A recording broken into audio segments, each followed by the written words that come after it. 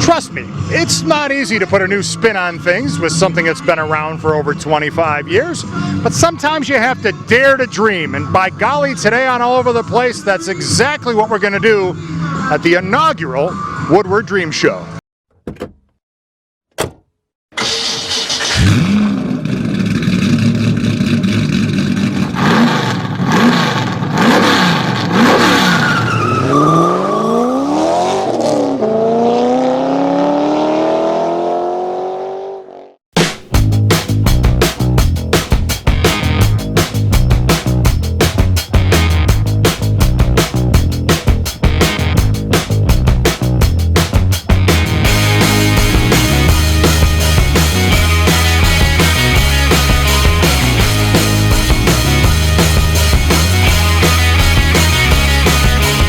Let's do something a little bit different. Let's bring some organization to the chaos.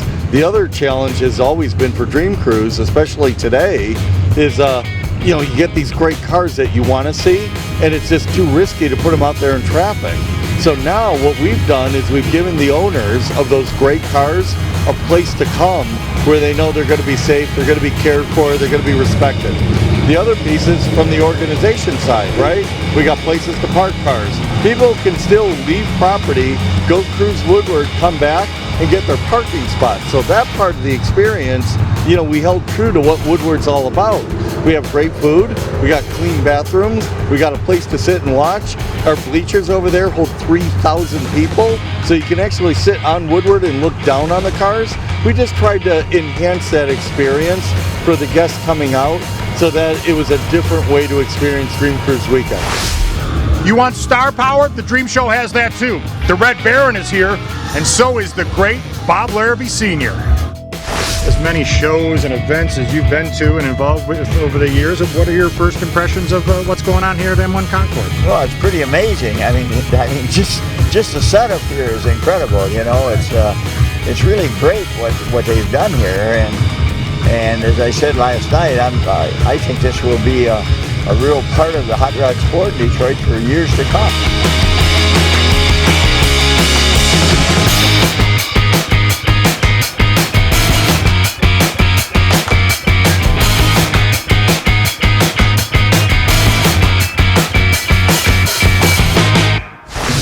The Woodward Dream Show has brought together an amazing collection of cars, including Woodward street racing legends like the legendary 1967 Plymouth GTX Silver Bullet.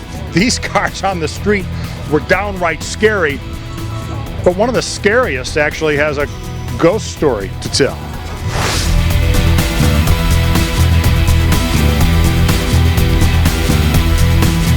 The black ghost, and I'm like, well, what is this black ghost? I'm like, okay, well, my dad never told me about this black ghost thing, and they're saying, yeah, your dad used to come out and he used to race, and then, he'd win and he'd drive off, and he would, just disappear, and then he would come back and show up maybe a couple weeks or a month later, and then he'd do the exact same thing. And from what I'm getting and gathering from everybody, it's all like almost he never lost a race. There's nobody's told me that they actually beat him. So I didn't even know that it was a legend until I started going to the car shows. And when I found out, I was like amazed. It was like a whole new thing, a whole new side of my dad that I've never heard or seen, because he never told me. Legendary cars? Check. The Woodward Dream Show has also attracted legendary car builders like the world-renowned Ring Brothers. Do you get a chance to get out on Woodward at all? Have you been out there? Have not, and never seen it before, by the way. So looking forward to just seeing what happens today and checking it out. But it should be pretty exciting.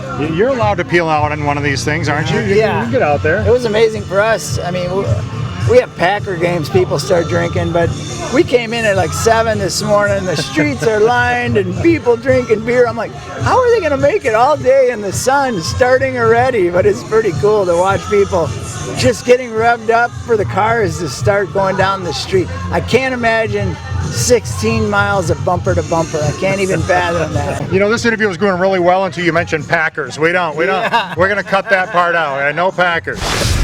We've had a lot of fun today, but we got to stop this monkeying around. So what's it like to drive? This one is mind-blowing. It just, the reaction from the people on the sides of Woodward is mind-boggling. It's like virtually every camera is taking your photo, or if they got those cards, everyone's holding up tens and people are going wait so they can stop and singing lyrics from songs, yelling hey monkeys and stuff like that. So do you feel a little bit like a TV movie star when you're in some of these things? For about a week.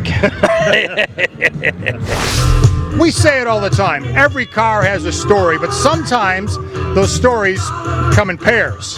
Both of these cars were in a barn in Grayling, Michigan, and just stumbled on them. My dad found out about them, and I bought everything in the barn, these cars and a couple others. But these two Camaros have been together in the same barn since 1979.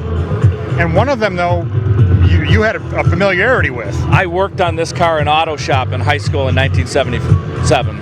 Well, what are the odds? That's like a needle in a haystack, isn't it? It really is. Yeah, it's just come full circle. This is literally the car that I lusted after in high school, the very car. Dreams do come true, and these are the class winners of the inaugural Woodward Dream Show.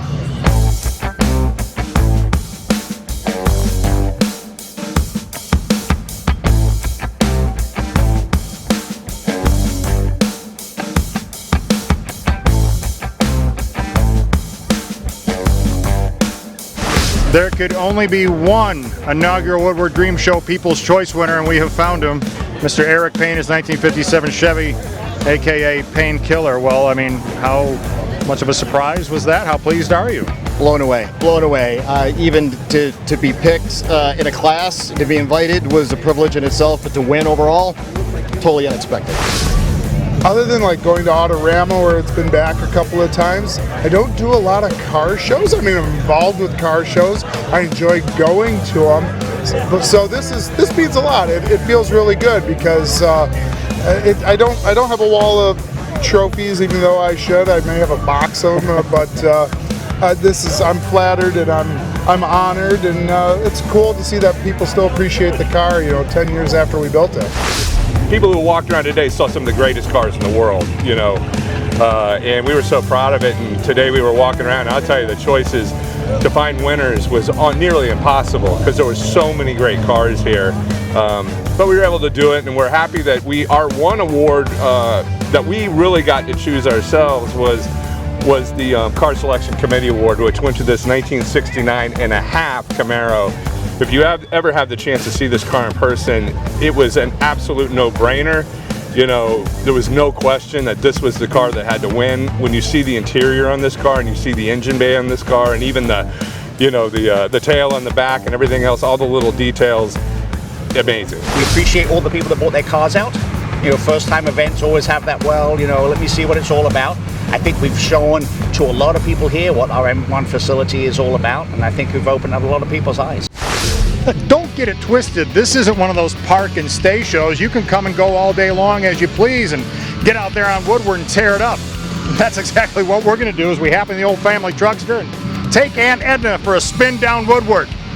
So while we hit the pavement, you sit and stay. We'll see you next time on All Over the Place.